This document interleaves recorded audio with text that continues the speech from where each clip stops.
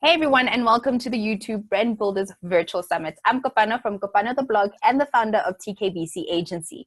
The YouTube Brand Builders Virtual Summit is about connecting with fellow South African YouTubers, learning from them, and find out how we can learn from their experiences too. Today, we are hanging out with Swaziland-born Wits University PhD student and YouTuber Gabby Dlamini, aka the Gabster. Gabby uploaded her first YouTube video over 2 years ago.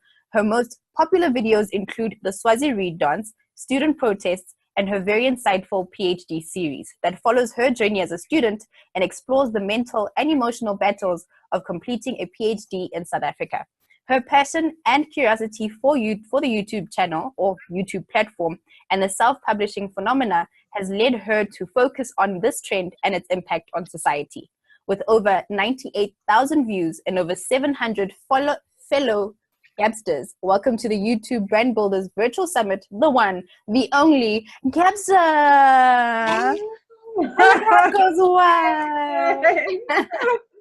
Thank you for having me, Kopano. Thank you so much. I actually was so excited to include you into the lineup because, like we've heard in the intro, you actually have a very different view or perspective to YouTube, which is actually so freaking exciting. Yeah. I know there's a lot of YouTubers who wish they were in your shoes.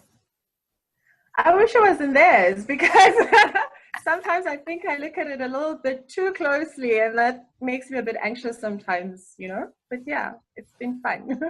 How has it been both? It's funny because you are your own subject because you have a YouTube channel and you're also studying it at the same time. Isn't that a bit weird? It is very weird. It is very weird. And sometimes you find yourself wearing like two hats at the same time and you're like, am I here as a researcher or am I here as a YouTuber? And then you sort of have to make a decision. But then what you realize about YouTube is that all hats fit. And for whatever reason that you're there for on YouTube, it's okay, it matters, it's relevant. And I think that trying to separate the researcher from the YouTuber is actually a big mistake. So yeah, I think I had to learn really quickly that it didn't matter whether I was there as a researcher or I was there as a YouTuber, just being there was what mattered. How did you, I know we've spoken about your mom before, how did you explain to your mom that this is what you're going to choose as your focus? I think actually the explanation to my mom of what YouTube was actually what led me to even consider studying YouTube. Because when I went to her and when I was thinking about what is it that I'm going to do for my PhD topic, at the time I was so involved in watching vlogs and I was telling everybody, I was like, oh my gosh, you guys, you won't believe what I found on YouTube. There are these things called vlogs. And people are like, huh? What is that? Reality TV? And I was like, yeah, it's reality TV, kind of, sort of, but not really. People are like, huh? People make a living off that? And I'm like, yes, people do make a living off that. And people are like, but it's false, it's fake. That's not their real lives, you know. Don't bother with all of that. And for me, that's actually when I was like, but hang on, wait a minute. I'm watching these people every day. I'm interested. I'm involved. I'm like working my day around being able to catch somebody's upload. There is something really valuable that's happening here. So again, telling my mother that, look, there's this thing called YouTube and people are posting their lives. And my mother's like, what about your life is so interesting that you'd want to put up on the internet? And I'm just like, you know what? I'm going to show it. I'm going to prove it. My life. Show you. And sort of and that's what it evolved from. And that's what a PhD is about. It is about satisfying a curiosity, because your curiosities usually stem from some form of an assumption. And it's those assumptions that we try to work through as students, as academics. And those assumptions lead us to sort of the knowledge that we create at the end of the day. Yeah, that's absolutely amazing. You were saying, for those who have a blurry understanding or no understanding, it does fall under anthropology. Yes. So what is that? What in that bracket, what is that? So anthropology is understanding society. It's understanding how society works, how people make decisions based on the societies from which they come from, but it's also understanding what society puts on people. So understanding that interaction of individual to society and society to people. And you find that different people react to different situations differently. And you find that one person can react to one situation in 5 different ways, depending on who they're speaking to, how old they are, when it is it in the morning, is it in the evening? So understanding all of those, the context in which a person is living in, and how that context is influencing the person and the choices that they're making, and how that decision has a ripple effect in terms of their friends, their family, which then has a ripple effect in terms of society, the nation, the country, the world.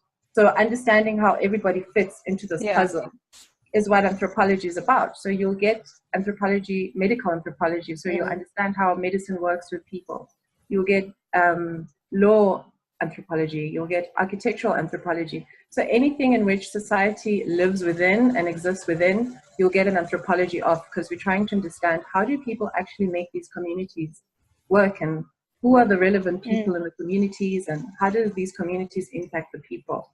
Wow, I like that. I mean, when you say that, I'm like, so duh, why would anybody actually not look at YouTube? Because it is about the individual publishing content, which they decide or see fit. And the viewers are people who are looking at it, and they are affected in one way or another. So understanding that relationship. I can't wait until I do my PhD. We're ready for you, Kapana. Okay, guys. So how this is going to work is we're going to start with the interview with 5 questions for Gabby. And then after that, we're going to get into her 5 lessons. As all of the masterclasses, you can download the cheat sheet or the masterclass notes with the 5 lessons and how you can implement them. The link is down below. And this video will only be available to watch until the 1st of December 2017, after which it will disappear. And then you'll only have the notes and the audio to listen to. So let's get into the interview, which we touched on a little bit, the first question. When did you first start watching YouTube? And how did you, I mean, we know that it's because of your studies, but the transition between subscriber to content creator, how did that happen? Okay, so I started watching YouTube. I was living away from home. I was far away. I was living in France at the time. I'd been away already for 2 months. I was probably my 3rd or 4th month away from home. And like most people, I think especially most people my age, like, you know, we interact with YouTube through Facebook. There's a video, you click on the video, and then that's the last you see of YouTube. Or you want a song or an old movie, you go there to look for it. I had never seen a vlog in my life, ever, ever, ever. The most I'd seen was maybe a 1-minute clip of a parent putting up a video of their kid or something like that. I had never. One day I bumped into a vlogger, and I was enthralled, and I was watching, and I came back home and I was still watching, and I was like, hey, something's going on here, right? And as I was saying, for a long time, I was trying to figure out what am I going to do for my PhD, and I was trying out all of these really sort of like academically acceptable topics. You know, I went through them all. Trust me, I went through them all. I was like, I was there, you know. But at the end of the day, the curiosity was eating me up so much that one day I actually didn't even decide on my topic. I decided on starting a channel before I decided on the topic. So by the time I'd actually made the transition to deciding that I want to do the PhD as my topic, I had already told myself that no matter what happens, I'm here for this YouTube thing. And for me, I was so interested in what was happening on YouTube. And by the time I decided that there's actually value in this thing as a PhD topic, YouTube had already had my soul and my heart. So that's how the transition happened. It was just a matter of, there's something amazing happening here and I need to be a part of it. You know, I can't be left behind. Whatever it is, I'll figure it out later. I wasn't sure about what is it that I'm going to do. I wasn't sure about, you know, what is my plan. All of that sort of fell down the way. And I was just like, I'm doing this. Yeah. It's amazing. Who was the YouTuber? Who was this vlogger? It was, it's Judys Life. I think. Really? Yeah. It's Judys Life. She was pregnant with the twins at the time. She had Juliana, and I'm not a mother. I've never given birth. I'm not married. I'm not Filipino. I'm not married to a Japanese person. I don't live in America. There's like nothing that you can relate to. There is nothing that I can relate to with this woman, other than the fact that she was just living her everyday life. And I was trying to figure out what is it about this woman's everyday life that has me so addicted to, like, I mean, I was binge watching. I went back to pre-Juliana. Isn't that what we all do? Like, we find this human. And then Yes. we're like, this human's vibe is for me. And then we go back all the way back into the archives and we build up a knowledge about this person. But that's the thing, right? Is that we build up knowledges about people, and that's what we then end up being addicted to. And yeah, that was your timing, I feel like, is absolutely amazing, especially after this past year in South Africa. It's been ridiculous. I mean, the consumption in SA this year alone was, I mean, people who can't even afford data made a plan. They are subscribers in one way or another, and more people are getting educated about what the subscribe button actually means, what it means to be a subscriber, what it means to have a channel, which is the timing impeccable. Yeah. No, I mean, I must say, in 2015, when I started the research, I mean, I would go on YouTube and say South African YouTubers, and I would find videos from 2 years ago. Someone would have uploaded 1 or 2 videos, and then they would have stopped their channel. Like, it was like touch and go, no consistency, no nothing. You go and Google South African YouTubers now. I bet you today you can find 20 new people who started channels today. Not last month or whatever. And it's amazing to see. And it's like, oh my gosh, it exploded. It definitely did. Yeah. It did. I think working within the influencer management space, you know, always finding new influencers. I keep a nice list. That list at the beginning of the year compared to that list now, it's crazy. I can't even begin to describe how many people. It's an amazing thing that's happening in the country. Yeah. So we kind of introduced what your focus is for your PhD, but can you tell us, or you give us your definition and of what your focus actually is, and how you came about and how did you get the confidence to finally say this one? Okay. So like I said, it was initially the responses of the people saying, why this thing in particular? And I think for me, it was then I had to ask myself, why this thing? And I specifically chose vlogging because to figure out what is the value of YouTube in this day and age, right? To look at somebody who does a makeup tutorial, it's very easy to say, oh, this person brings value because they're teaching me how to put on makeup. Right? Or someone who's a cooking channel. It's very easy to see what the product is at the end of the day, right? The product is you being able to teach me how to make this meal, how to put on makeup, how to make my own DIY, what, right? Yeah. It's in the name from a tutorial point of view. I'm teaching. Yes, right. It's a teaching thing. But there is something about the ways in which the time we have now, the technology that we have now, has brought together the sort of how I live my life, to building different kinds of communities, to reconfiguring different ways of what is work. And all of that, I think vlogging for me brings into a really nice pinnacle, because what is the work in you picking up a camera and pointing it at yourself, right? Where's the value in that, right? And vlogging makes us think about how is work being redefined, because all of a sudden, work is not somewhere you go. You are the work. Your life is the work, right? And your work then becomes part of, how do I build communities? And we live in a time where people are saying social media is fake, internet is making people live fake lives, it's all going to crumble, you know? Or people say, oh, people like, but no one ever does anything. There's no action behind the like, right? Blogging for me makes us question those things. How strong are those bonds that we build on the internet? What are those communities like? What happens when we have communities built online? Are those communities real? Are what people are doing online real, or is it just like people click off and then they go live their real lives offline? So all of those questions I'm questioning as part of my PhD, but very simply, a lot of the time people say, oh, what is your PhD about? And I say, well, you know, my question is, how do people make money online? Most people think that then I'm answering the question, you know how we always get these, how to make money on YouTube. And then you always get like, you know, those kinds of videos. But then the question is, when they say to you, be consistent, why are they saying be consistent, right? what does consistency do? Consistency allows you to build up a subscriber base, but it's not just about building a subscriber base. It's about building an active subscriber base. It's about building a community, and a community that is going to be there beyond this one video or this, it has to have continuity.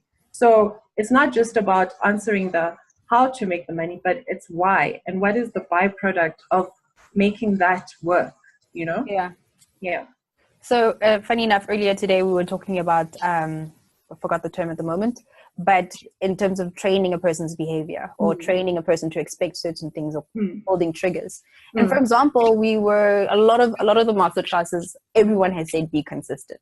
Yeah. Behind that be consistent is, what are you trying, people saying, figure it out for yourself and then afterwards announce it. What happens when you announce it and you stick to it? You're training people to come back and expect something from you the entire time. And it's actually interesting that you're going to go into that and look at, okay, this is actually the impact of this behavior and how it actually works in a person's life. Yeah, definitely. Nice. So now people are always comparing the South African YouTube environment to the States and the UK all the time. There's no YouTube conversation where it doesn't happen. Yeah. So what are some of the realities between the differences between the States, South Africa, and the UK? And how can we have a more healthier understanding of the differences between those countries? I think that there are I think initially maybe there was a lot more sort of glaring differences. I think now that it's becoming much harder to see those differences, right? I mean, obviously people will say things like data must fall. It's important that the infrastructure allows for YouTube and social media and the internet platforms to flourish. We can't have YouTubers being able to only access a select market because they're only able to select those people because those people are able to afford data, right? So a lot of the time you might find that maybe YouTubers are only able to, even I can say, a lot of the times I see that my videos come holiday time because I do like a lot of student-based, discussions and things like that. So a lot of the times, a lot of my subscribers are students. So students go home over December. So they have free internet from WITS or whichever university is at, that goes away. So then the views change. And then those kinds of things. So definitely, I think infrastructure plays a big part. But I do think that South African YouTubers find themselves having to be international, yet be local at the same time. So they have to maintain international standards because that is what is the influx that everybody's sort of comparing us to. It's hard to be on the internet and on YouTube and not see what's happening internationally because, it's just, we are bombarded by it, right? But if you look at the comment section of videos, it's so amazing when you see someone say, I love the fact that you use South African music in your intro, right? Or you have a video or something and someone will say, oh, I love Oros because you drank Oros in one of your videos, It won't be the Dr. Pepper you were drinking, it's so you have to somehow keep international standards, yet at the same time be very local, be very relevant to the people who are watching you and even to the brands, right, that you want to build relationships with. If your brand is trying to sell to people in South Africa and everybody who watches you is in the US, then what is your relevance really if you are trying to build up your brand to become sort of like economically viable and those kinds of things? If you're doing YouTube just for the sake of doing YouTube, then it's one thing. But if you're doing YouTube to try and grow yourself as a brand, then you have to think about especially your local and international branding of yourself. Yeah, that is a very valid point in the standards because, there's no borders. So they have to be the same. But in terms of relevance, you have to stay relevant to your local crowd, especially if you want to work here. Yeah. Yes. Okay. So now, heading over to the second last question. How has your opinion or view of YouTube changed throughout your PhD journey so far? Oh, YouTube. Yeah, just finding out new things. all the time. YouTube has thrown me in the deep end so many times, it's not even funny. But I think a lot of the time you think, oh, it's going to be easy. I think you think, oh, it's going to be easy. And the thing is that it is going to be easy, but it's also going to be extremely difficult. It's going to challenge you in ways that you never thought were possible. You know, it pushes you beyond, it pushes you with technical expertise. It pushes you with sort of who you are and where you are. Where do you see yourself? There's so much introspection that happens as part of your YouTube and your channel growing. Like, what kind of video do I want to have on YouTube? You know, what's my next video going to be about? It's not like, oh, what's my next video going to be about? It's not, okay, but do I really want to talk about this thing? How do I feel about this thing? Do I feel like, should I say this? Shouldn't I say this? So there's a lot of like introspection that happens that you never think is going to happen. But when it does, you're always like, oh, I didn't realize there was going to be so much, not physical work, not mental work, but also emotional work. And I think that people who are able to sort of navigate those and still be consistent and still have the sort of high production values that they have and all of that, you know, it really is. You never think that it's going to challenge you in the ways that it challenges you. You always think, no, the most expensive thing is going to be getting the data. That's all I ever have to worry about is data and equipment. And then you have data, you have equipment, and you're like, oh, this is hard. Then it's the time. Then the time becomes expensive as well. Yeah. Yeah.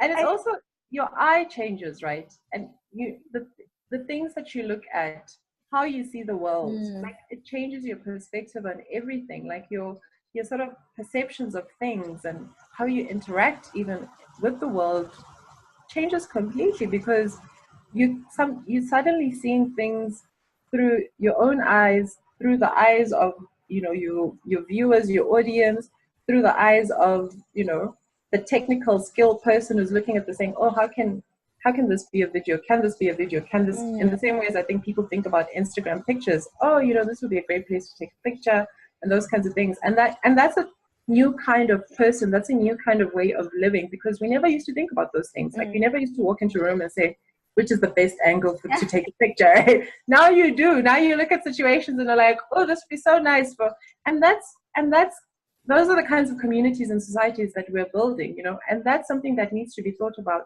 as we carry on through life. I don't know if it happened to you, but I remember with my first 2 vlogs. Okay, there was the first one. I don't count it because that was like, that was counted. Then it's called shaky for a reason. It's just like the entire time. It happened. It's fine. Yeah. So, I mean, the first 2 weekly vlogs that I did, and then I realized that I started to appreciate my life a little more, because you appreciate the moments that actually happen in your life, because you actually you take them with a camera, and then you go and you edit them afterwards, and you realize that was actually such a nice moment. And also another thing that I heard from another YouTuber was, in terms of splitting public life and what's private, is you start to also appreciate your private moments as well. The lunches that you have with your mom that no one knows about. You know what I mean? Those type of things. And it only happens when you become a vlogger, because now you're carrying a camera around the entire time. And you think of the moments that do make it on camera and the moments that don't make it on camera. And the appreciation for your life because of that, that happens because of the vlogging. It's funny because it happened literally like 3 weeks into vlogging. And then I started to appreciate it. Did you also go through the same thing of like... Yeah, no, definitely. And I think also, I mean, it also allows you to create moments of sort of intimacy and interactions that you normally wouldn't have, right? I mean, a lot of people say, oh, you only did it for the vlog. And sometimes it's true, you did do it for the vlog. Like, you're at home, you're watching TV, and you like see your niece, or like in my instance, I see my niece, right? And I'm like, oh, you know, I look at her and I'm like, you know, I really want to do something with you. Normally, sometimes I would let that moment pass, you know, and just be like, ah, she's here tomorrow. Or, you know, and just sort of not value that moment. But sometimes it's like, oh, okay, let's vlog it, you know? And then she'll also be interested, because sometimes she'll also be like, no, I don't want to do it. So I don't want to say that you do things for the vlog, but sometimes it allows you to sort of create moments of interaction that you normally wouldn't create with people, where you would normally take time, where you would think you wouldn't take advantage of the time that you have with people. So now all of a sudden you look at time as in a different way, because you're like, oh, you know, this is so nice, you know, like I can do this with my family. Like all of a sudden my family can be a part of my life in ways that they were never able to be a part of my life before, you know. Before I used to go to work and do work at home and then come back.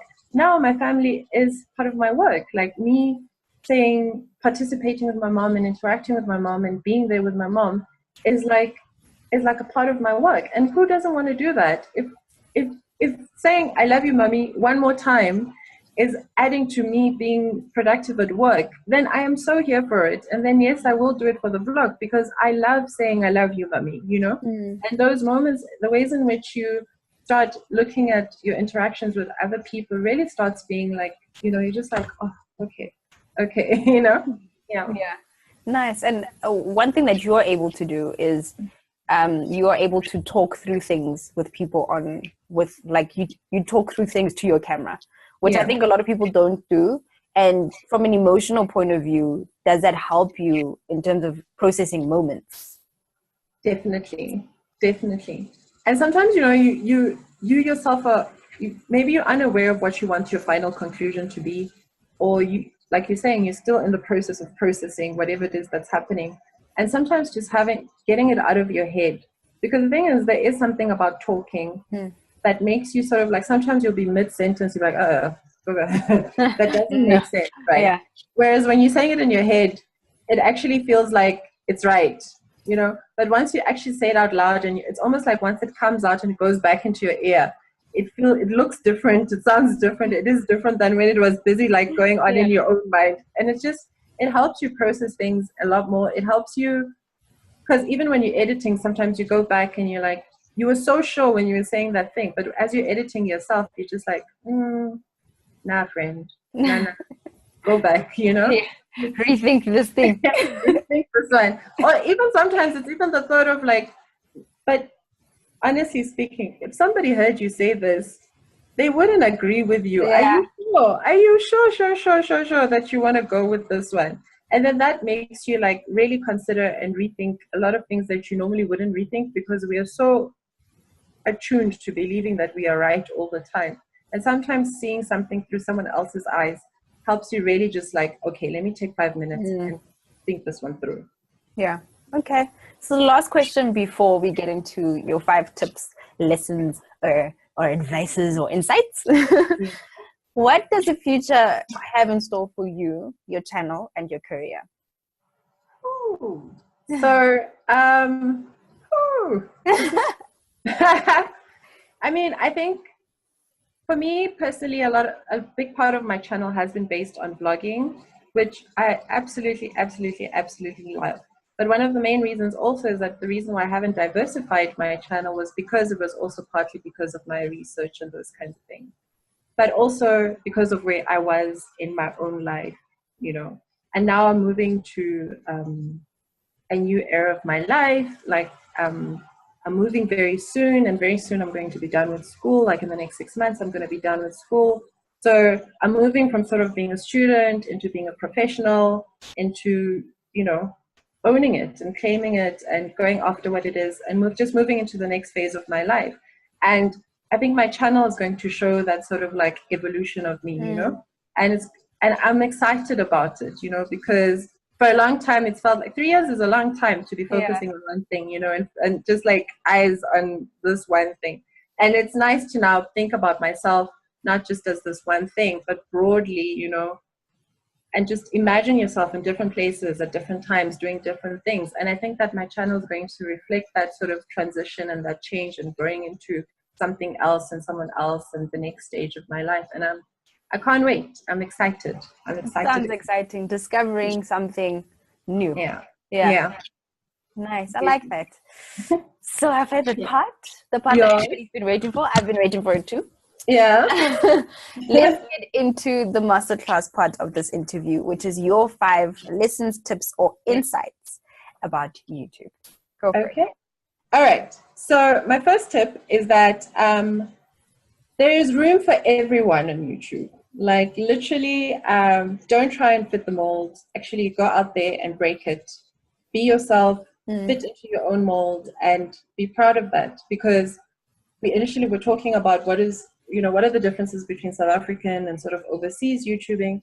And the most important thing is that like to be yourself and to live yourself is to deny what other people are trying to tell you who to be or how to be, or what is the best way to YouTube. You know, the best way to YouTube is to be you. And that I think is the most important thing. That's why people will say, oh, be honest, be authentic, be your true self, because what they're trying to say is there's space for you. Mm-hmm. And I think then that leads to my next point, which is YouTube and social media in general says to you that you matter, you know? And a lot of the time, you know, you matter in ways where your story is important, you know, your specific things, the things that make you you. That's the most important thing, you know? And a lot of the time, you know, when we see social media, we think about how what do I want to say?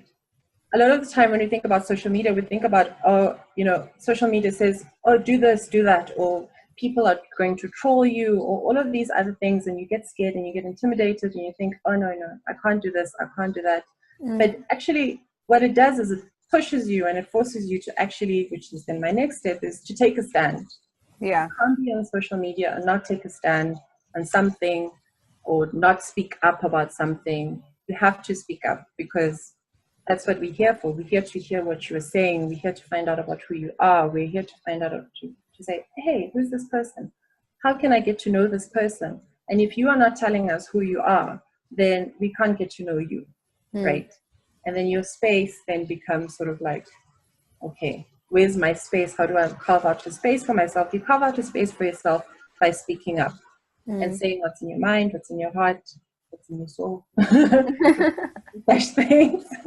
I love how all three of them actually flow into each other, because one of my questions that I ask a lot is, okay, I hear your point, but how do you practically go about it? But then when you go from 1 to 2 to 3, it just makes sense. It flows into each other and you understand, okay, this is how I go about knowing that I have there's space for me, knowing what I'm about and being authentic and taking a stand.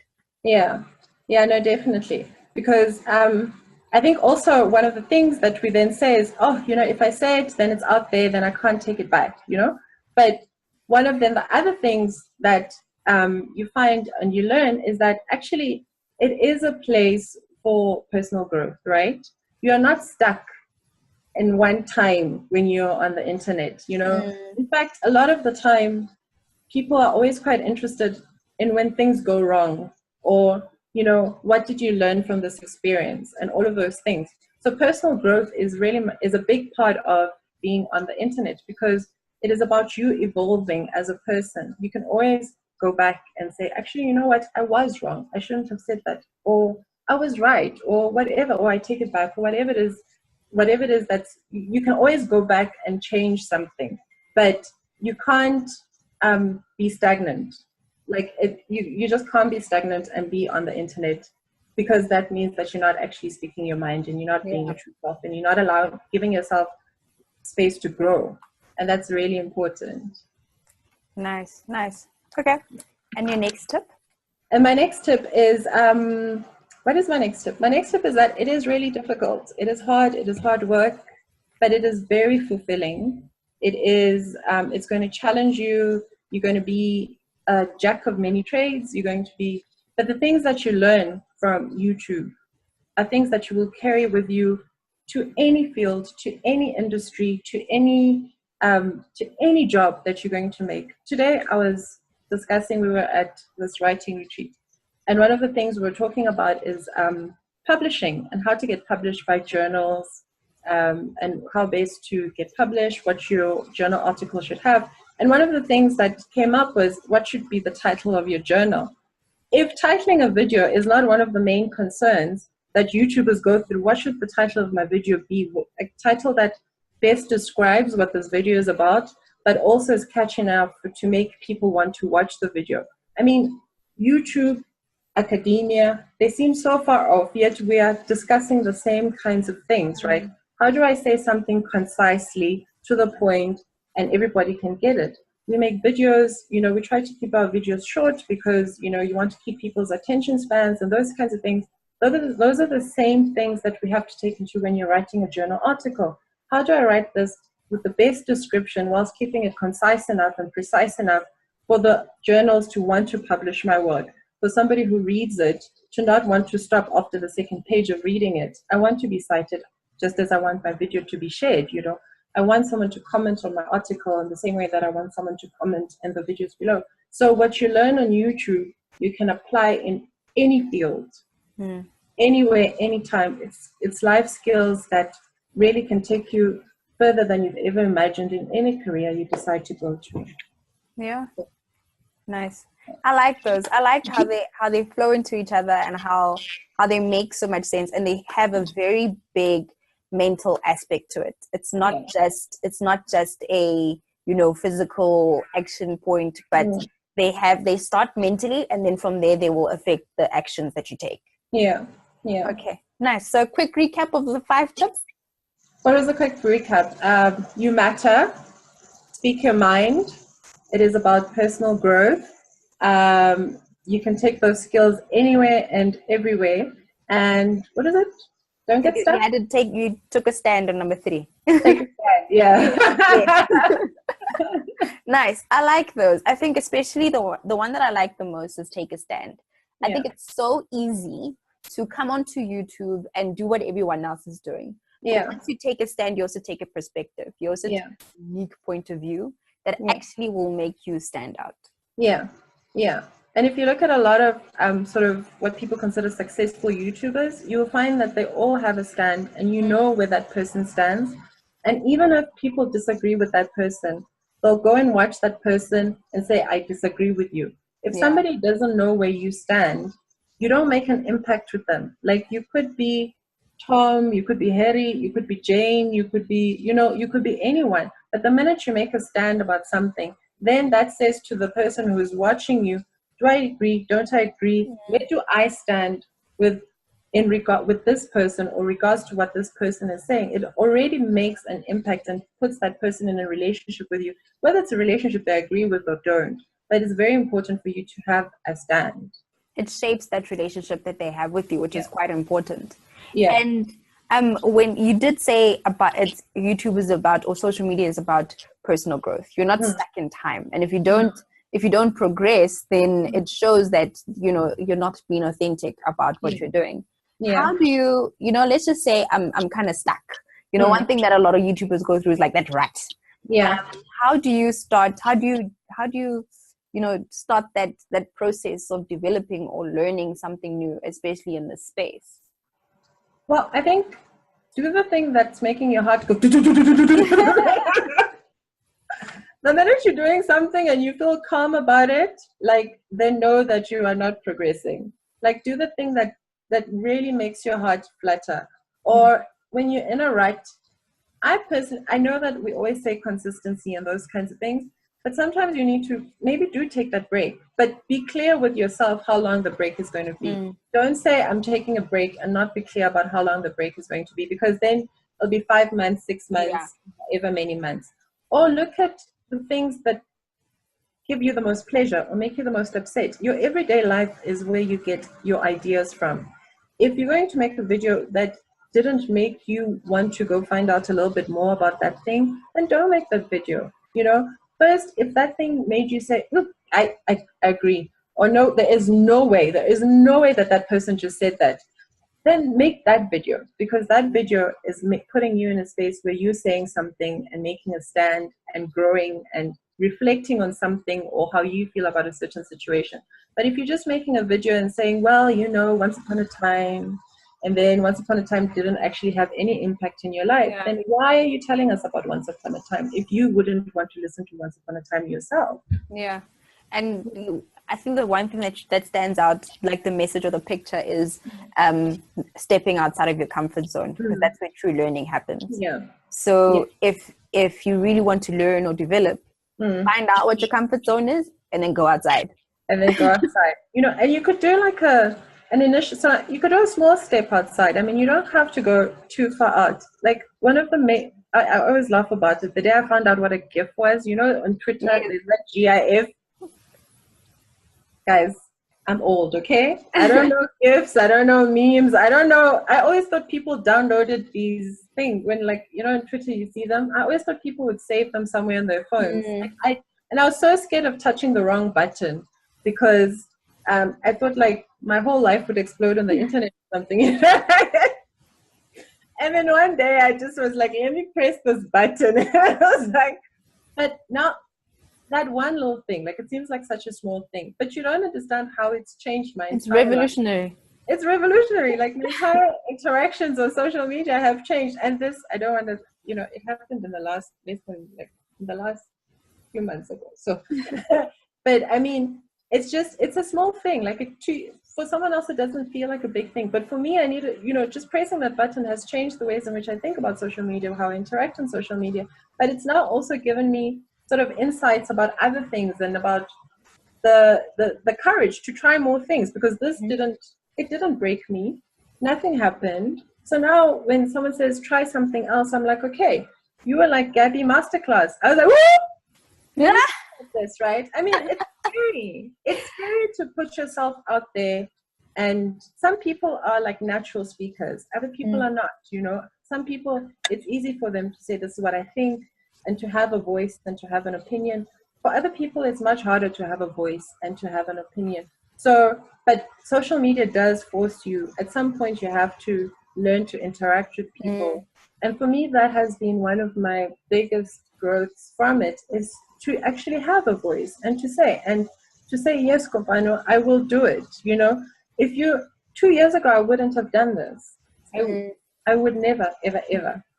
I'd have just been like, girl, sorry for you. Make it, I'm busy or whatever. I would have found an excuse or whatever. And it's been amazing to send out an email to another YouTuber and say, hey, I really like your content. Would you like to go out to lunch? Let's meet.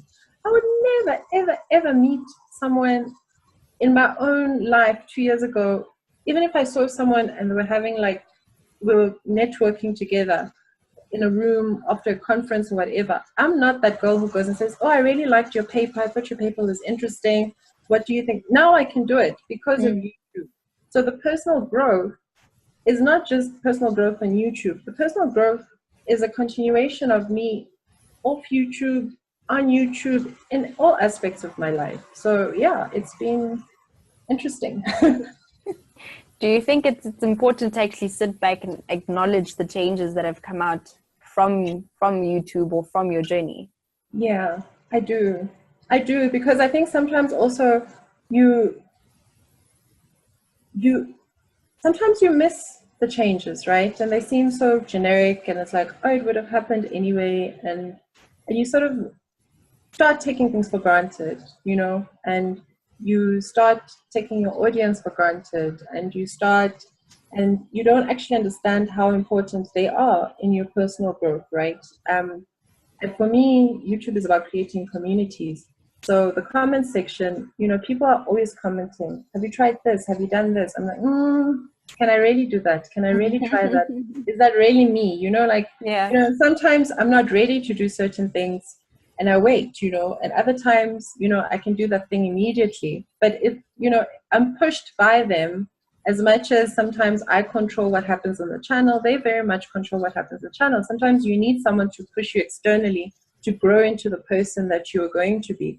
And if you don't acknowledge that, then you'll never find your audience as valuable. You'll never see the impact that they have in your life. And they're very impactful. People only see when someone is trolling you, or, they're saying something horrible in the comments, or when someone is praising you. Sometimes it's just someone making like an offhand comment that they don't think means anything, but to you the impact is like, it's massive. Oh my gosh, and it's never about always the extreme bit. Sometimes it's the stuff in the middle, the mediocre stuff, that actually has the biggest impact on you. And when you realize that, you actually start going and interacting with your audience and taking your YouTube a lot more seriously in different ways than you were before. You start feeling responsible for your audience, and as much as your audience feels responsible for you, right? You're like, oh, no ways, I'm not giving them this cheap, you start wanting to make sure that, they're happy. I want to see my audience happy, not in a, if they're happy, no. I really just, they matter, and when someone matters to you, you take your time and you spend time making sure that what you're bringing to them is something that you would be happy with if someone brought it to you. Yeah, definitely. The one, okay, last one before we wrap this one up. So the one thing that you said, which I've noticed that not a lot of people view it this way, and this is not just for YouTube, but this is for anybody who is developing any sort of brand for themselves online, is that they don't see that they are developing communities. You said that YouTube is about creating communities, and people don't actually see it that way. It's more of a mindset than it is, hey, you know, you don't have to go there and say hi tribe or hi community. But that's what you're doing, because you have you're unique, you have a stand, you have a specific viewpoint, and people who follow you they are part of a community you're developing.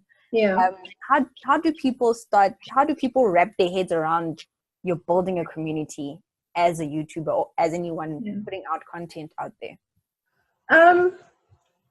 Maybe this was the research I had that helped me. But for example, let me give you an example. So sometimes I follow different YouTubers, right?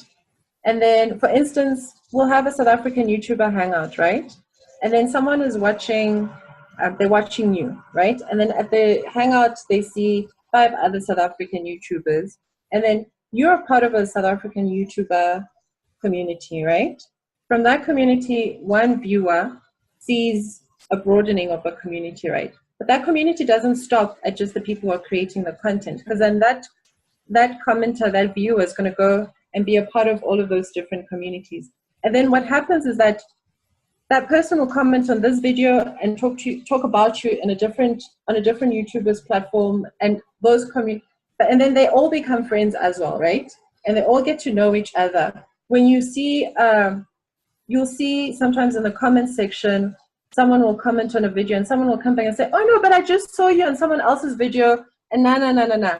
They start creating their own community. The comment section has its own community. The YouTubers have their own community. And then the community is also going on between the YouTubers and the commenters. But everybody is in there creating things, and everybody's noticing everybody else. Don't think that it's all happening in isolation and that, you know, this is your own little square and your own little square stops here. People notice things. You'd be surprised at the things that people notice. People will comment about the smallest detail. But the reason why they're commenting on the smallest detail is because they're paying attention. And when they're paying attention, it means that they're thinking about you. And they're not just thinking about you with this one video. They're thinking about you in progression of the next 10 videos and your previous videos, and in relation to other YouTubers as well. So it's not just like, you know, your viewers are only watching you in this moment. They're watching you in relation to other people and to other YouTubers, and just as you're relating with other YouTubers and that kind of stuff. So the community is not just even a one-way community. It's like a circle, and everybody is involved and everybody matters and everybody gets to have a say, whether you like it or not. It takes a village. It does. Yeah. It actually, you've just broadened my perspective of, as much as I'm building a community, you have a community. Our communities interact in so many different ways, whether it is our fault or not. Our communities are interacting and just, you know, passing each other and crossing each other at different points of their experience online. They are, and they'll go and like defend you. Like I mean, you see like someone coming in, like you'll be watching someone else's video, and then you'll see someone commenting on the video. They might bring in your name, or they'll bring in someone else's name, and then someone comes, no, you can't say that about so. And then you're like, oh, what just happened? Like this is not even a video about me, yet you end up in someone's. So people are invested. You know, it's not, these communities are real. People are invested in them, and you know, we tend to not actually think about it in those kinds of ways, and we tend to sort of like disregard that entire aspect. But the thing is, at the end of the day, it is a community, and we need to stop thinking about it as communities and not just random interactions or random points of connection. They have continuity, long-lasting continuities. Wow. Thank you so much. I think this was actually so insightful, and also it broadens my perspective of YouTube and the impact that we have as creators, even the impact that other creators have on us as subscribers as well. And I think it's a really good perspective for content creators to actually have. Thank you so much, Gabby. I'm actually so excited about this. I'm so happy for people to see this. I'm so excited. Well, thank you for having me. Like, honestly, thank you very much. I appreciate it so much. I'm very honored. I was I like, I I took a had moment. I to was like, be. is Kapano sure about I this? had to. I had to. I was like, yesterday I was telling someone else that yeah, we're going to chat to another YouTuber and she's actually doing a PhD in YouTube. She was like, what? And she's like, really? And she was so surprised that you could actually Yeah. do that, but in her head, at the same time, she was just like, but that makes so much sense. Yeah. Yeah. So I think you've taken such an amazing step. Do you know anyone else who's actually done a PhD that focuses on this? Um, Or any papers written specifically on the behavioral aspect of consuming and creating content? there is some, but none local, especially like when it comes to YouTube. There's a lot of papers done on sort of WhatsApp, and now there's a lot of stuff that's coming up on Twitter and sort of other platforms. But I think the other thing with YouTube was because it wasn't such a growing market, especially in South Africa, people were not really it wasn't impacting or hitting sort of researchers at the time. Yeah. Now they're coming up. I bumped into an honors student the other day, and so she's doing something similar to what I'm doing, but I mean she started it this year, so it's I think from sort of this year onwards, we're going to see a lot more papers on YouTube and stuff like that. But I will send you some links, Mm. then or whatever of especially like on YouTube and that kind of thing. Nice, nice. Thank you so much. I'm so excited. Yeah. Thank you for having me. It's a pleasure, absolute pleasure. I hope you guys also enjoyed this masterclass and interview as well. It's been extremely, extremely insightful. Don't forget that you can get the masterclass notes on this as well, where we'll break it down for you, put it into point form, and take something along with you from this interview. You can also listen to the audio form once this is all done, even after the 1st of December, but the video only lasts until the 1st of December. So share it with your friends and let them register for free so they can also see it. Gabby, thank you again, and keep being awesome. I cannot wait to see you in your puffy hat and your red gown. There'll be a video. We are expecting it. I'm expecting you to go get your certificate there like this. There'll be videos. Don't worry. I've got it all planned out. I'm buying the equipment. We'll have 5 cameras ready from all angles. Oh my goodness. I cannot wait. I cannot wait. Thank you guys so much for watching. Thank you for sharing. And don't forget to also comment and let us know what you think. Until the next masterclass, I'm Kopano. Gabby, good night. And thank you for everybody. Mwah. Thank you. Bye.